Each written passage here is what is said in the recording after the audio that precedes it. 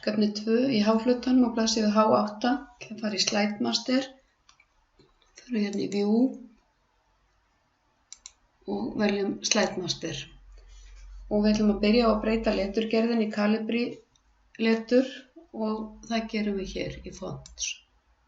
Veljum Calibri. Þá breytist það á öllum glærum. Nú ætlum við að finna mynd sem við ætlum að setja á allar glærur og við förum hér í Insert, Online Picture og skrifum hérna á leitarlínuna PowerPoint og ég ætla að smella hér á og setja inn.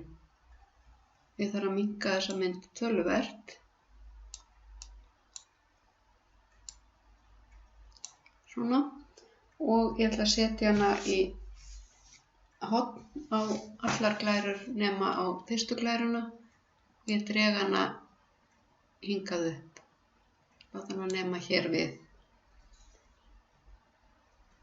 Og síðan ætlum við að setja hreyfingu. Smella hér utan á. Það er til liður 6.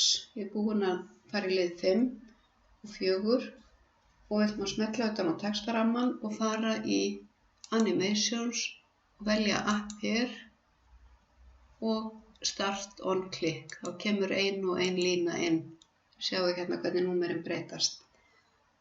Ég ætla ekki að gera fleira í Slide Master, þannig að ég fer í Slide Master og Close Master View.